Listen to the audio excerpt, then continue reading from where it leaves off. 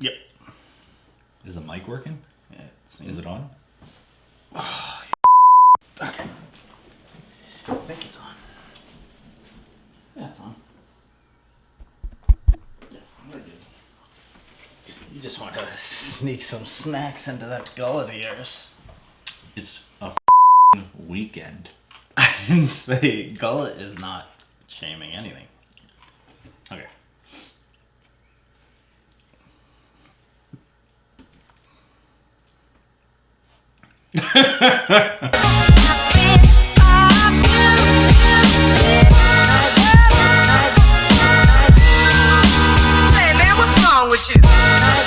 What's going on, guys? Nick Lessigore here. Brandon Delakier. Exit 12. Brewery. In the house. Yep. In the kitchen of Exit 12 Brewery. Just like the old days. Just like the old days before the basement brewery was built out. Uh-huh. We are at the headquarters of Exit 12. Yeah. Hanson, Mass. Lovely, lovely Hanson, Massachusetts. Don't give the full address. Don't need creeps coming. And we are here for a few reasons. One of them is to go over just some kind of basic things about the 2020 BrewTubers Online Homebrew Club Yeast Experiment, as well as to try a couple of Maine BrewGuy Gary's beers in an experiment, a New England IPA experiment. NEIPA EXP2. Brandon has one. Yep. We're going to pour half of each, and the basic idea is he pressurized fermented one, and he didn't do it to the other. Gary has told us that the beers, he didn't turn out as well as he had hoped. We will obviously judge that, but more so than anything, the idea of this is to see if we can determine which beer was pressurized fermented and which beer wasn't. Yep. I would like to think that because we are now deeply invested in pressurized fermenting, maybe we'll be able to tell the difference. Yeah, I'm hoping. Yeah, it's a good experiment. It is. So why don't you open those while you do these. And we'll talk about some things here. Okay. We have our cheese plate, we have our olive bar, and we are ready to go. This here is the OG to our version of the yeast experiment. We went with the imperial yeast. What? Got a lot of foam going on that one. That one's next. So Gary's beers notoriously are very nicely carbonated. So this is our sample of our yeast challenge beer.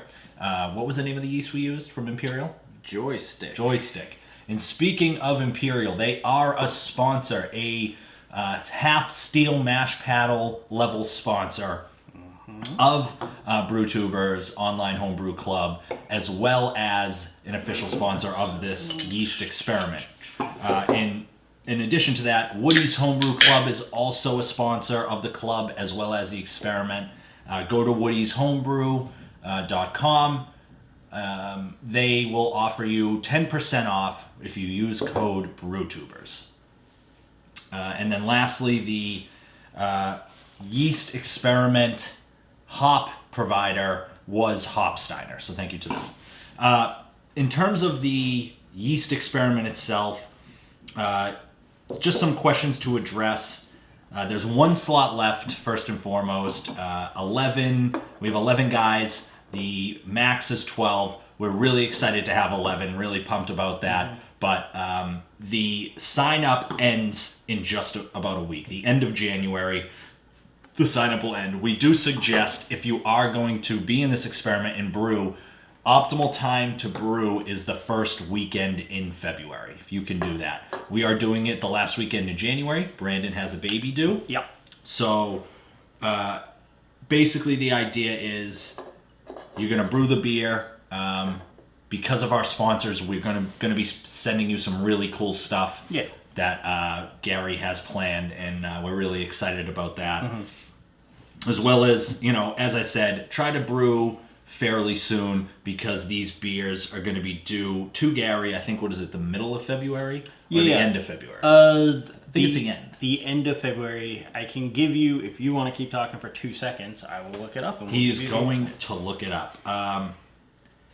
Part of the experiment, part of the beer, is to cold crash for a minimum of 3 days, with the last day prior to transferring, you're going to dry hop. The Dry hop itself, you're going to let sit for 24 hours, and then you're going to transfer the beer. Gary seems to be very stringent with that rule, so try to adhere to it as much as possible to keep the integrity of the experiment alive.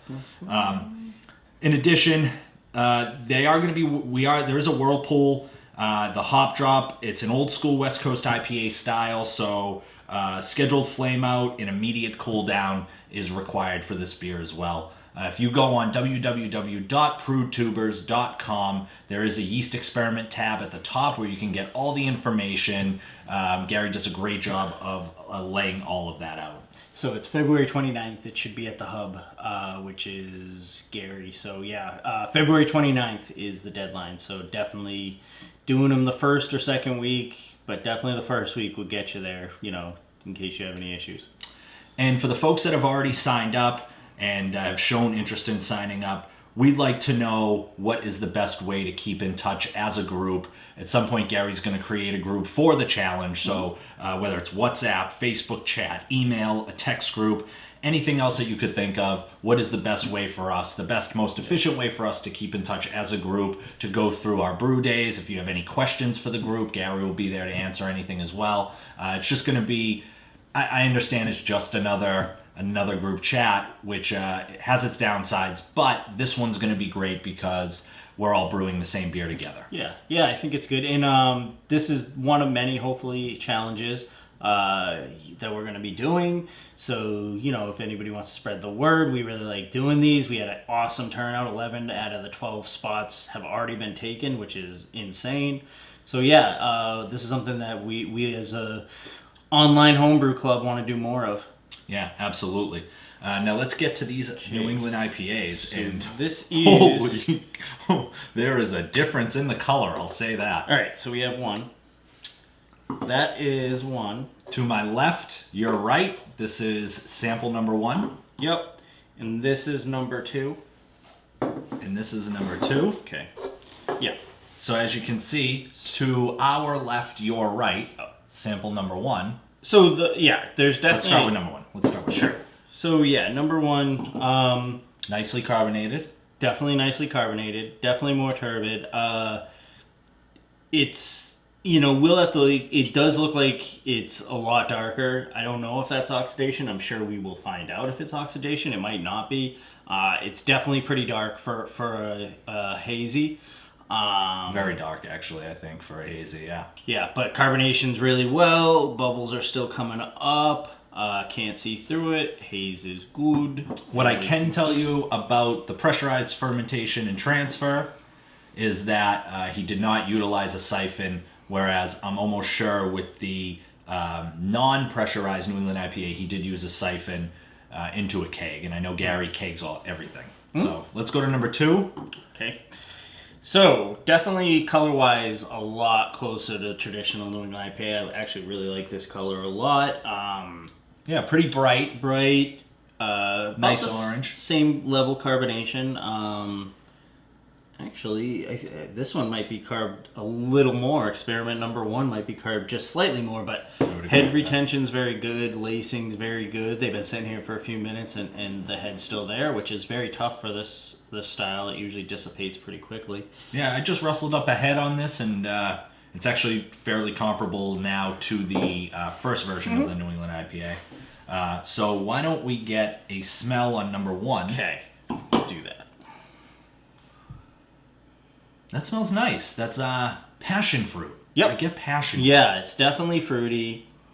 Maybe slight pineapple. This does not smell like a traditional New England No, IPA. but it's got... It's in a great way. It's got fruit flow. It's got fruit flavors forward. Passion fruit's really good. Pineapple. I'm gonna go with rose petal as well, which would kind of make sense from a floral aspect. Yeah. Yeah, it's That's definitely really nice. It's got a good aroma on it. A lot of tropical fruit there. I feel like it's like a pineapple juice, or like like if you were on vacation, they'd have like guava, or like you said, passion fruit, or something like like a really fresh juice made out of those fruits. I will say that there is a little bit of a fusel alcohol kind of hit, kind of really. I'm not getting that, but Yeah. I might not have a high. Well, you have a peasant nose. Well, that's rude to say to the people. Factually correct? Yes. Rude? Sure. Okay, so let's take we're a gonna smell sniff in a of the second. other one. Okay. So this is. So just going on. Do you have any impressions just so far of what you think is the one that is pressurized Oh, transfer? yeah, 100%. Okay. Me Yeah. too. Let's take a smell. Ooh, quite different. Yeah. Way different, kind of. Malty. Definitely a little more malty. Has an interesting, maybe Tangelo, which is kind of like maybe a little bit more dense orange with the pineapple. I'm getting in an it. orange. I'm definitely getting like an orange or a grapefruit. All right, now I'm getting what I got in this one. This one kind of smells a little more pomegranate. Yeah. Kind of I would say the like aroma. seedy. I would say the aroma on this one is more predominant than. Yeah, the aroma is definitely a little more predominant on experiment number 1 than it is on 2. I agree, but I think that could be, for me, the fusel alcohol. Like a really heavy, still liquor almost. Okay. All right. So let's do. Let me get that back in frame. All right. Let's do a noser. No, we did the nose. We did the nose. Let's We're taste gonna it. Taste it. Cheers, Gary.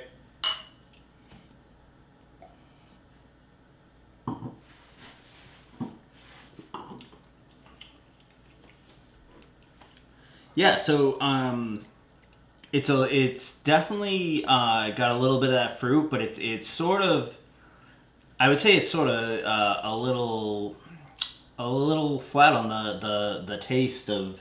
I'm not getting a lot of fruit forward taste. Mouth feels very good though. The Mouthfeel is nice. It's got that really bitter hot bite that we've had in our New England IPAs previously. Yeah, a little bit. Yeah, it's definitely hop forward. I would assume this On the was back hopped. Yes, sorry. It was hot pretty good too, but yeah, it might have some of that those polyphenols, that slight medicinal taste that you can kind of get, especially with like fresh hops or what people associate with green. It's tough because your eyes tell you so much. If I were to taste this blind, I do think it's fairly oxidized. I think I'd be able to tell only because in the beginning of my brewing expedition, I dealt with a lot of oxidation issues. So looking at it, it looks the part. Yeah. Specifically, when you compare it to the same beer, just differently, the type of fermentation was different. Mm-hmm. This is fairly well oxidized, I think. Yeah, it definitely, like you said, the looks like it. You're getting it a little flatter on the flavors, but let's try this number 2. I'm going to have an olive to cleanse the old palate. Not for palate cleansing. That's for his own purposes. A little cheese too. Balls of cheese. Have yourself a Saturday, buddy. We have a rule: no fat shaming on the weekends. That wasn't me. I didn't say anything. I just said, we're in the middle of a video, and you're You have to eating cleanse the snackers. palate for the next one. Okay. Right. If you don't do it because of your peasant palate, that's fine. You're being very rude. Okay, let's try number 2. If not anything else, Gary, I'm a pro's pro. I'm a lunch bucket. I'm a lunch pail guy. I grab my lunch pail, I check in, Just wanted cheese. do my job, and I leave, and that's it. He was looking at cheese and just wanted cheese. He's I'm a like- simple man. I'm the Simple Trot man with Nixon simple- of homebrewers. Trot Nixon. Okay. All right. Cheers. Cheers, bud. Cheers, Gary.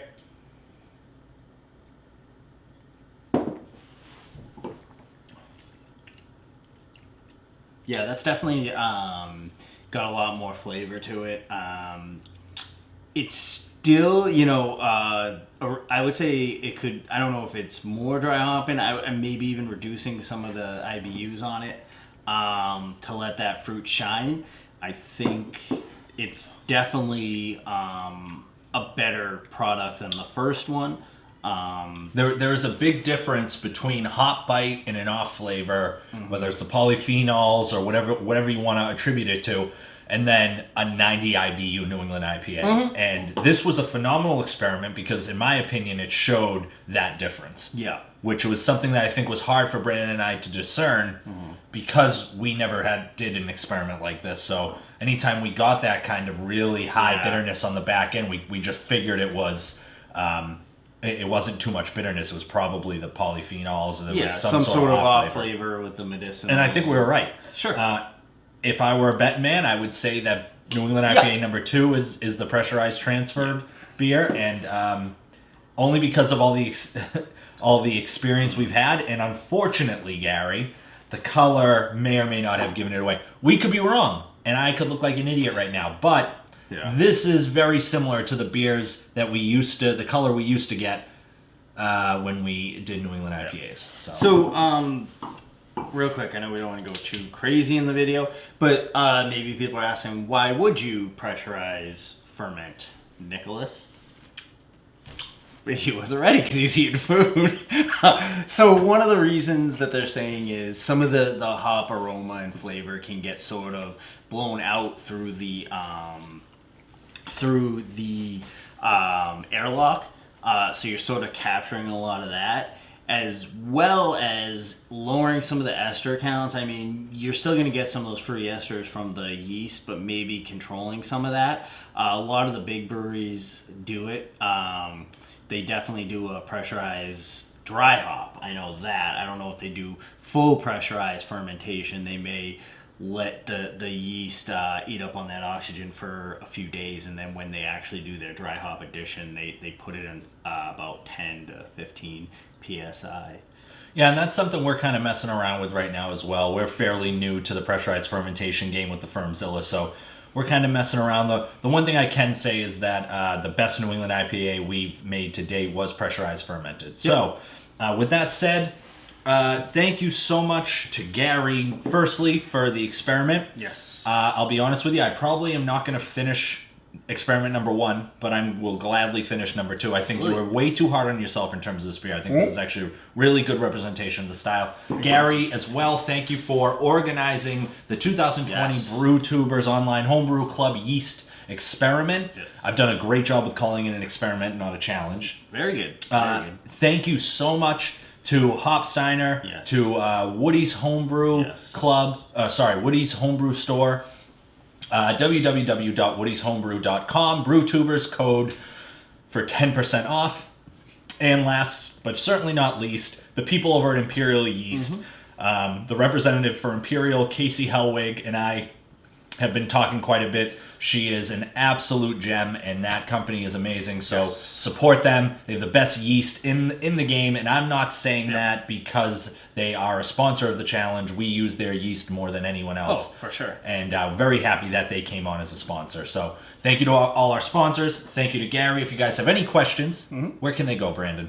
They can go to brewtubers.com. You can go to Twitter at brewtubers. You can go to Twitter at Exit12, and we can answer your questions. But as Brandon said, the best resource is brewtubers.com, and there's the Yeast Experiment tab up at the top. Yep. Thanks so much. Cheers, guys. Cheers.